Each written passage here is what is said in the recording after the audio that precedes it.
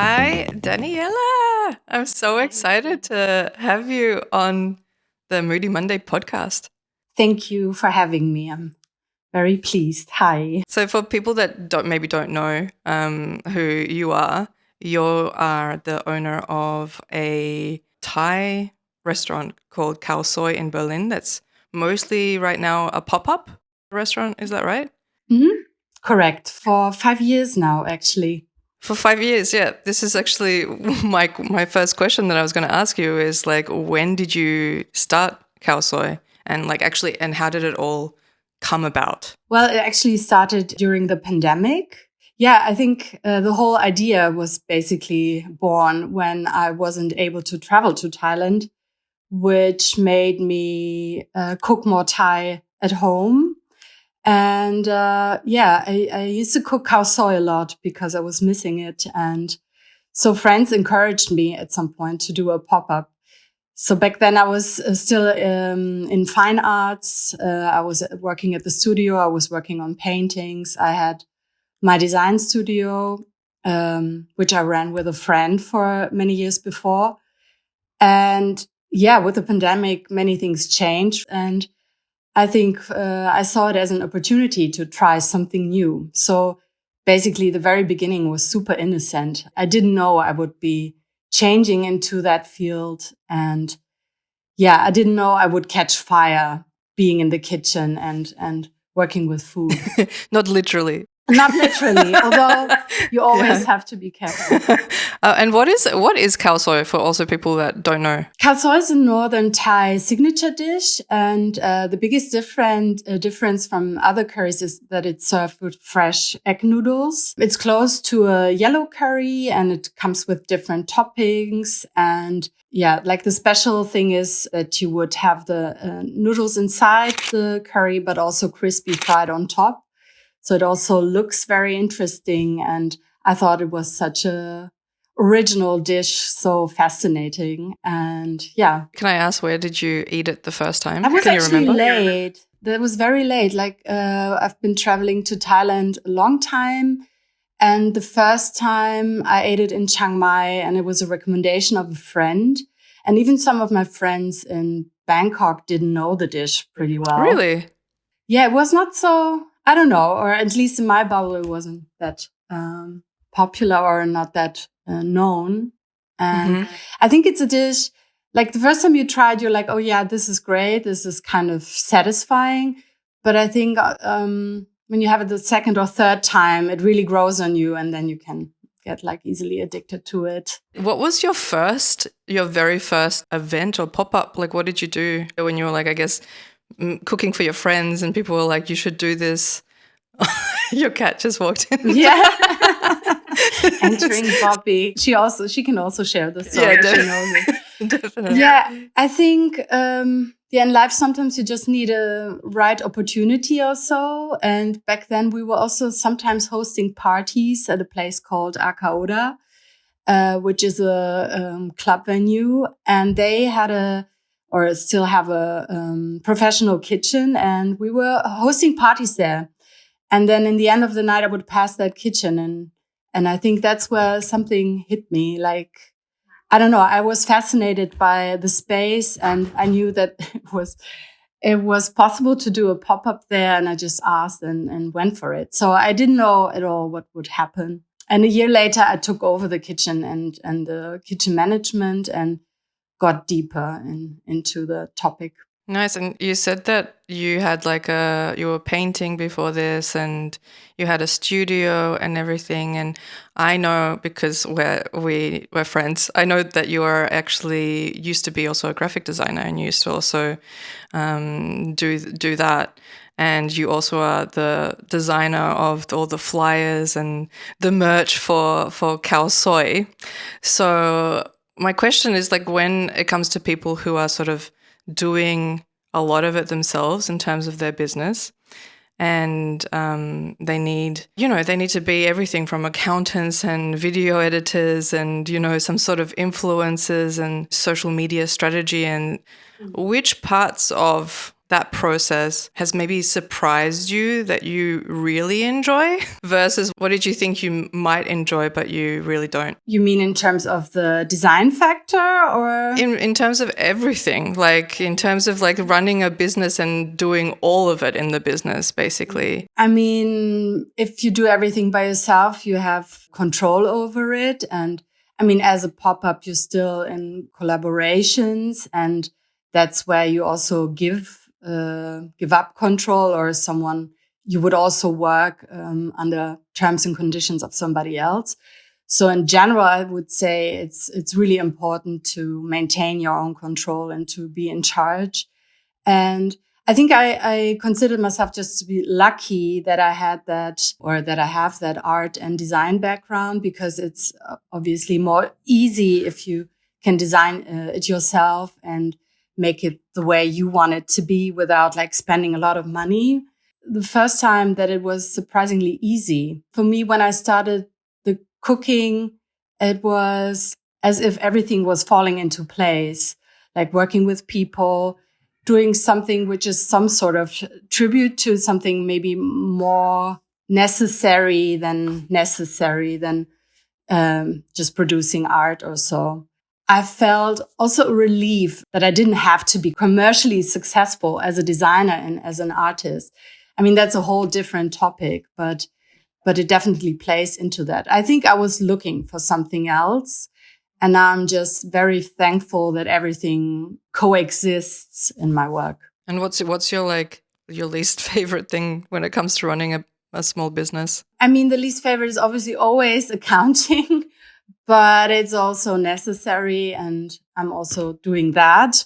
When you are in this world of food and cuisine, who inspires you, or like what inspires you? Well, there were different people which I found inspiring, but first that was like a world which was completely closed to me, and it basically all opened up when I started doing internships in Bangkok. And I had this one amazing friend who would introduce me to some of like the best chefs in Thailand, and I was lucky enough to work with them or learn from them. And I mean, they're still my heroes. I would have to mention Bolan and Chef Bo and Chef Dylan. And yeah, and the people who work there, like who drive 2 hours to the city to chef all day and then drive 2 hours back. And I mean, I don't know. I admire that kind of commitment, and those people, they don't just work. It's like the whole life is that kitchen and what they do. And yeah, I love that. And I love that aspect about it. And little did I know that it would take over my life. I was really curious when you said that this world, was like I guess the foodie culinary world was closed to you in the beginning. As a person that's just like a customer and consumer of food, what is that scene like? Like what's the behind the scenes of that? Because like when you're an artist, when you're a musician, obviously each scene has their own thing. Yeah, what is it like? And how hard is it to sort of make friends maybe and like get in, and like how helpful are people to each other within the space? I would say it's pretty much, I mean, I know the music scene quite well from also my past past other jobs. I always hung out with musicians. I really love that the most. And I don't know. I think there are many similarities. Of course, you have the people who would support you. You also have competition, but it's, I would say in general, it's a really nice community, which also felt very familiar to me. At some point, I also didn't realize how many people I already knew, like at least here in Berlin in the food scene. And as I said, I was lucky enough to meet people in Bangkok as well. And I mean, they're still my kitchen family, and I go back and forth and I work here and learn there. And I made a really positive experience with this. Is it like a thing like that also like in any sort of creative field, and I think of like food as a creative field, how important do you think it is to like go out and eat food? Like go to restaurants and like go out and eat food. And what do you think about that? How much do you immerse yourself in? Like, do you try to get out every week and check out a new place, or like do you not do that? Well, I consider it a bit homework to know what's going on. But if I would have to pick, I think I would rather, just focus on the stuff I'm doing and learn from like traditional recipes or try to find my own approach to them. I think it's important to go out and eat and support the gastronomy community, especially in times like these. It can be really tough at the moment. I can only recommend to everyone who loves to eat and who enjoys food a lot to try to eat out more consciously. Also in terms of tasting, I never realized that it doesn't only take mindfulness when you actually cook, but actually also when you consume it. And I don't know, that's been on my mind lately because What do you mean by where I that? do Like the mindfulness pop-up right now at Wolf Kino, I get to interact with the people more. So I try to encourage to talk more about Thai food, to share their experiences. So I'm there, like you can approach me and it's all me, like there's no show. And sometimes I realize that people, I don't know, either they come in with a certain expectation and then maybe that one is too high or they don't really pay attention to details. So I would just love to encourage that because in these times, everything's so fast and we just, consume and don't really think about it. And I think the real connection starts when we open dialogue and when we pay attention to the details. I kind of agree. I think there's like the ritual of like eating has sort of been lost through like this fast consumption essentially. Even families these days, most families are not like regularly all sitting down together to have a meal. That part of things is gone a lot. It's nice to bring back sort of that ritual of eating. And also, like, I mean, when it comes to nutritionists and all of that, like people also encourage more chewing. Like I know that for digestion and stuff, like you're meant to like actually chew, I don't know how many times it is, like, and before you swallow, which is not on anybody's radar. People are just like, oh my God, this is delicious. Ugh. Actually, I was going to ask, when it comes to Thai cuisine, what do you think is the most underrated ingredient? That's a very, very good question. It must be one of the main ingredients, like one of the basics. I don't know. What about overrated? Overrated. Also very, very tricky question because everything is so important. I would say like the basis is always garlic and chili, and I work with fish sauce, palm sugar, and maybe the quality is underrated. It's really important to buy good quality. Sustainability is important. Like people who deal with cooking and Thai food, they would know about the things or aspects which are important.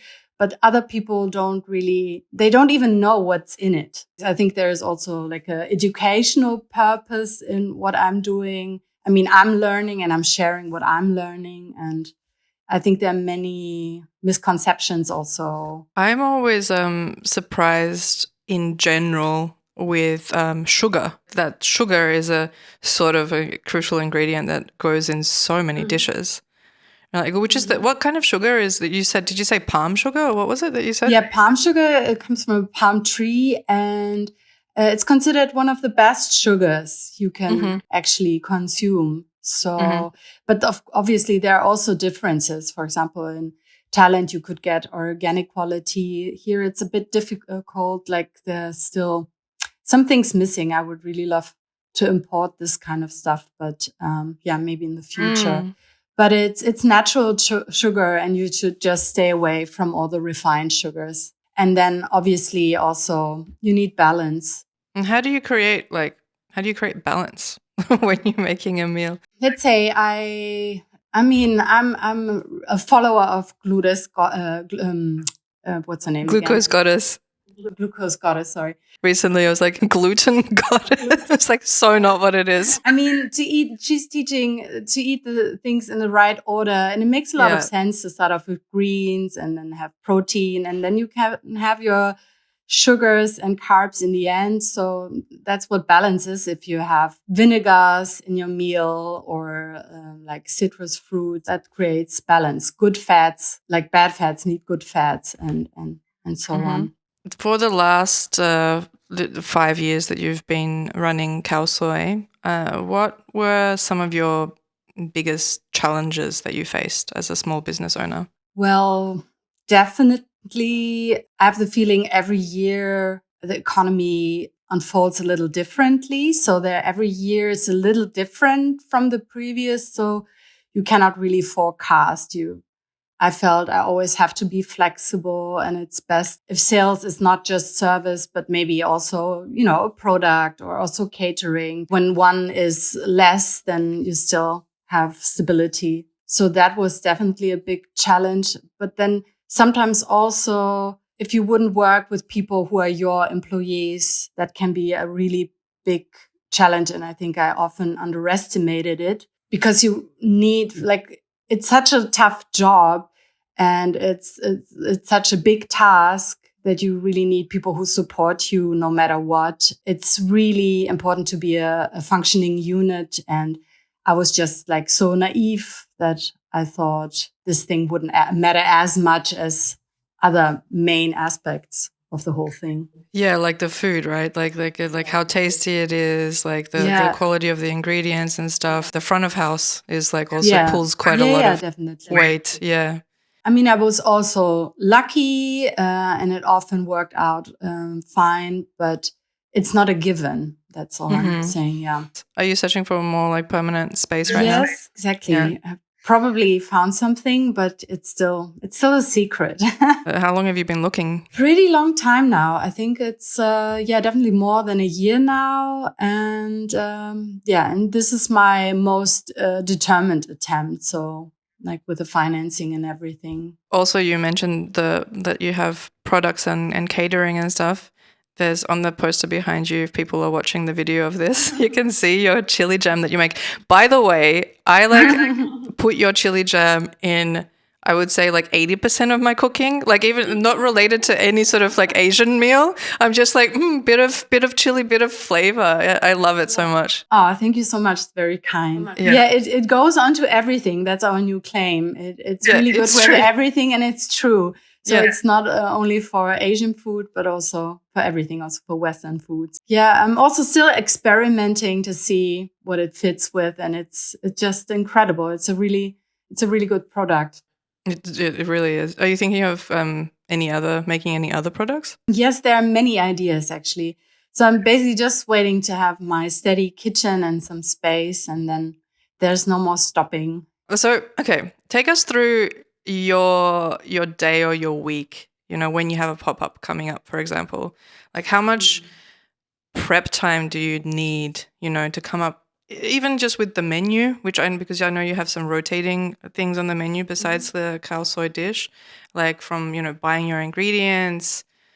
Do you pre-chop your veggies? Do you pre-make any noodles? Just take us a bit like behind the scenes of the world of a chef, because a lot of people who haven't worked in a kitchen have no idea. I mean, I can take you behind the scenes of a pop-up, and a big part of it is also the advertisement. So let's say I would start off the week, and maybe on the Monday I would have a time off from Instagram, but then it starts, the promoting starts. With the promoting comes, okay, what's the menu this weekend? Obviously, it's very generous to change the menu a lot, but for me, it's a challenge, and I'm also keen to learn. So sometimes or regularly, I would bind in new starters, for example, or new toppings for Khao Soi. So the menu basically unfolds midweek, and then you're already on the shopping. And as for the prepping, so far the menu is basically designed in a way so that it doesn't take too much time. Most of the time, I would make everything on the pop-up day itself, which stretches the day. Well, what time do you start the day on the pop-up day? Usually in the morning. You would start, I don't know, at 9, 10, and then you would start service at, let's say, 6, and then you finish around 11, 12. Depends on how big the kitchen and how busy the service. Yeah. But yeah, it's a long, full day. And by now I try to not burn myself too much. It's kind of part of it also. but I try to look after myself and get in the kitchen and be prepared. I have my exercise before, or I would go to sauna days before. Oh, okay. Because, I don't know, kitchen work causes a lot of physical pain, especially if you get older.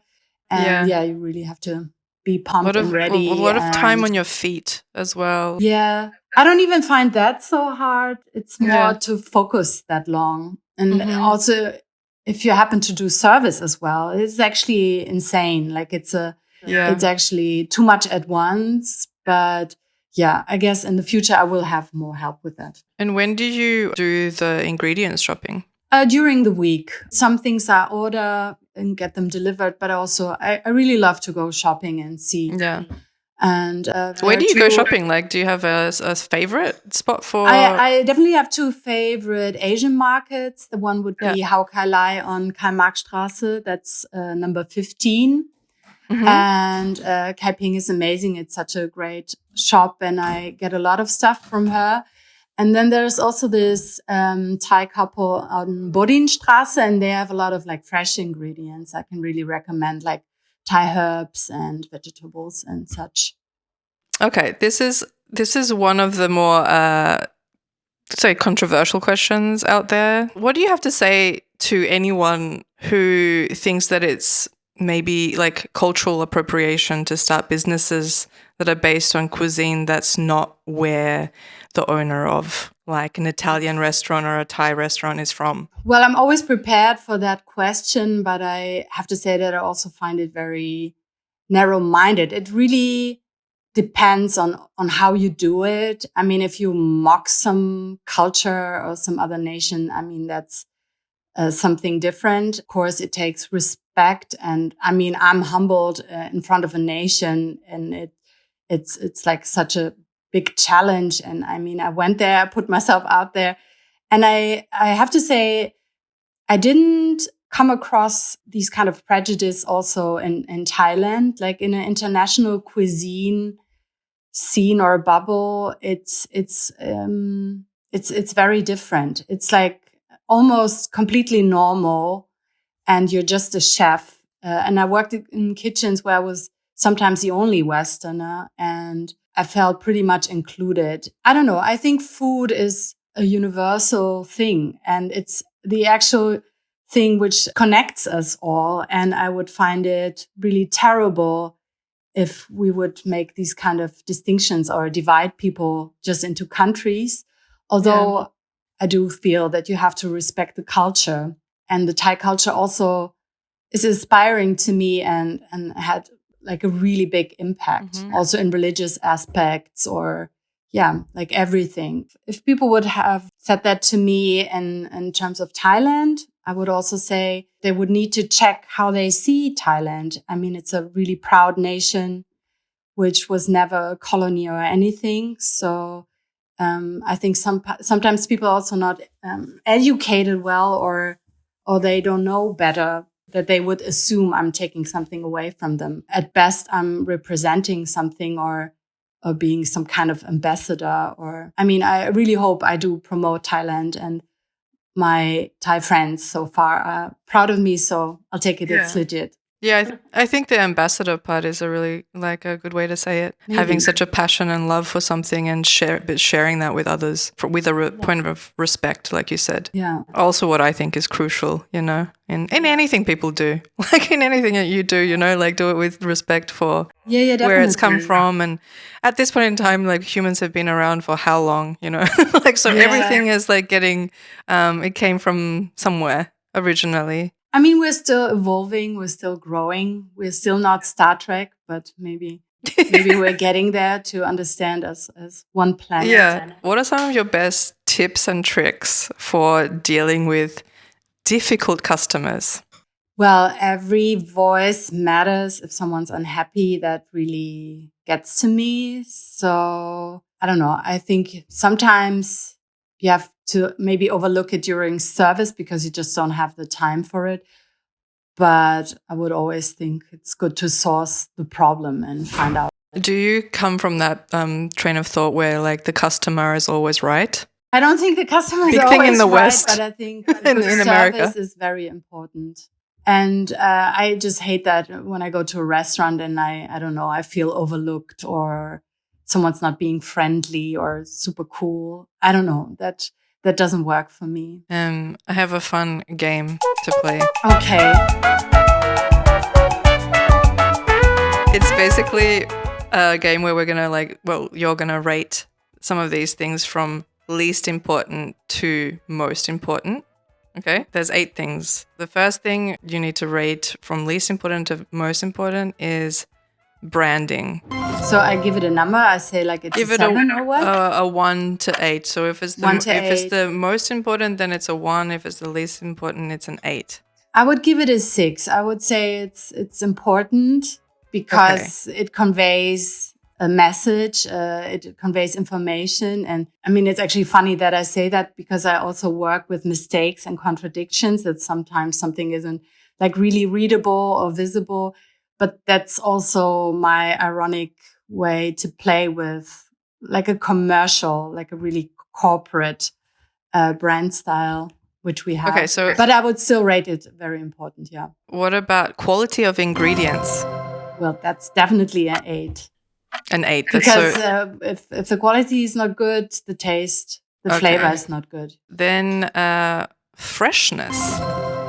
Like how fresh are the ingredients? Quality is like, okay, I would, to define this, I would think like quality is more separate from freshness, in my opinion. You know, like you could have something that's really good quality, but it's been sitting there on the shelf for like a bit too long. Well, freshness also an 8. So they're a tie, but you have to give it maybe, which one would you pick as the most? Quality or freshness? If we can't put them as equal. That's mean. I'd say, okay, then let's go with, no, it's actually the same. It's really same. Okay. I'll let you do it. Then the next one is taste. The taste of the food, the meal. Well, yeah. I would also have to give it an 8. But you can't.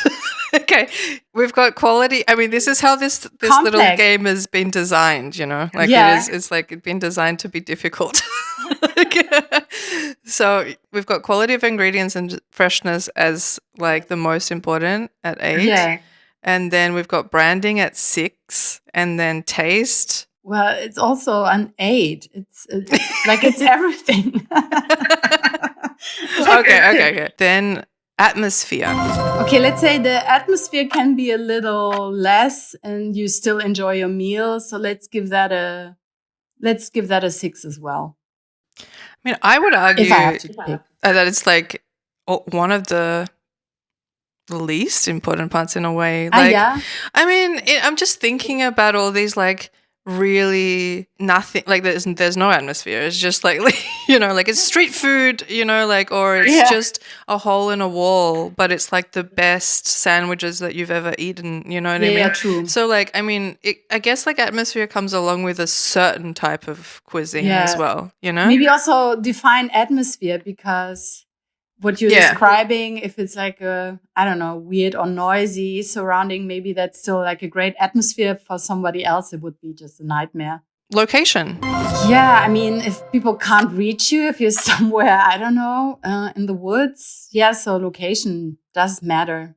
Maybe that's a 5. Location at a 5. Staff. Let's give that a 7. I didn't have 7 yet. Everything is top heavy. Yeah, everything there's is like top heavy. nothing. You have to put something else to be a 1. You cannot leave anything out. Yeah. Yeah, maybe you can compromise on stuff for a bit, but then it'll come back to you. People want to be treated well. What about in this day and age? What about customer reviews? Oh, yeah, it's also a big one. Although even if someone's complaining, I mean, you know it when you yourself read a rating. Sometimes you read something negative and then you're like starting to pick on that guy. So when people write something bad, it's not necessary that someone else would concept it bad. Sometimes you can just tell what kind of person wrote it. So, but it really is important. And I would like to take the moment and encourage people to write more reviews, because mostly the nice people who are like amazed and who love it, they don't write reviews so much. And it's mostly the people who are complaining about something. And And that's kind of sad. It's not helping. Yeah. So please write more reviews. It's true. I used to work for a tech agency, and they worked a lot with apps. So in the app space, it's all about like customers writing reviews about like different apps.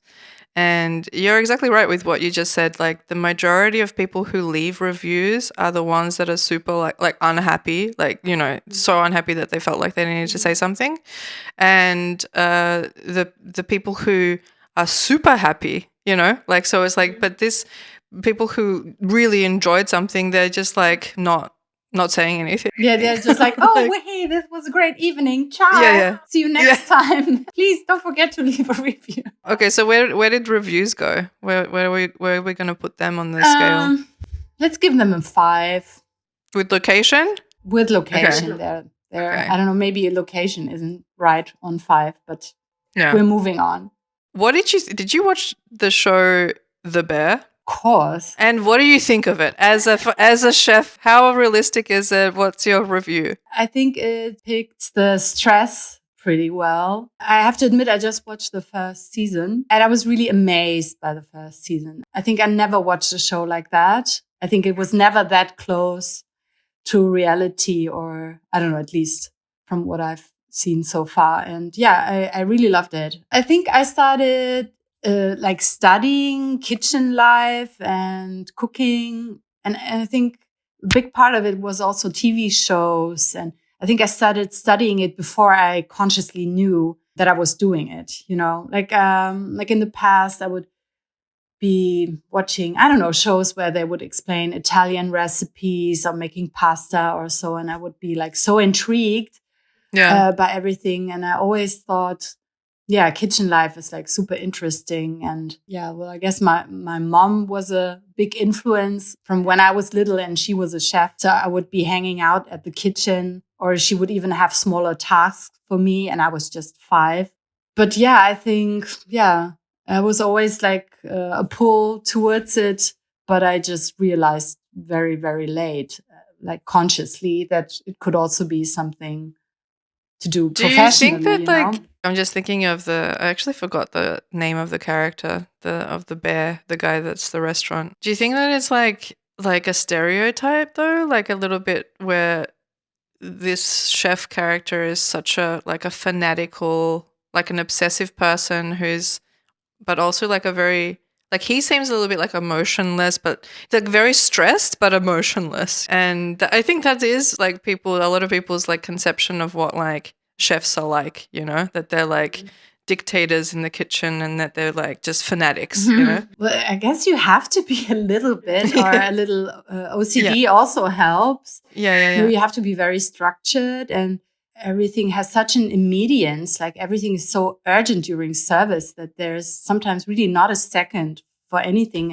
And I think that's what creates that sort of stress level where people also would shout or get aggressive. It's really hard to completely get that out. Although I would always, I mean, it's also important to have like a non-toxic kitchen. I would say it's common. It's a lot of responsibility, and I think he's depicted in a actually really authentic way, I'd say. Okay, and last question. Yes. Is dispel one myth about Berlin's food scene. That all service is unfriendly. Could be, yeah. I wouldn't say so. Yeah. What do you think, compare 10 years ago Berlin's food scene to now? Well, a lot of things have happened. So the food scene for sure is growing, but it's also like there are more restaurants and more places opening up, but also many places have closed. So I'd say within the last 5 years, there's been a lot of back and forth and transitioning, and I don't know exactly where we're standing or where it's going. I'm just like faithful it will evolve to the best. But before the pandemic, I think we were really on the growing side, and Berlin became more international, and we had so many more people here from everywhere of the world, and I think that was really an enrichment for the city. And now I'm not quite so sure if even people are going back again or what's actually happening. So maybe to dismiss one myth, I don't know if Berlin's like the hottest city anymore. And it will be a task to keep it or secure that it's a culturally interesting city. And I think parts of that is also the food scene. Yeah. And what do you have coming next? What's next up for you in the next few weeks of Khao Soi? So the next few weeks, we're gonna, wrap service up until Christmas. So there's still some weekends to go, and I'll be running service Fridays and Saturdays at Wolf Kino. So come by, visit. And there'll be some new dishes, also constantly changing the menu. And from next year, there's gonna be changes and maybe even a bigger change. So keep fingers crossed that everything works out, and then there might be a new address to Khao Soi Berlin. Oh, so exciting. It really is. Thank you so much. This was so Thank fun. you.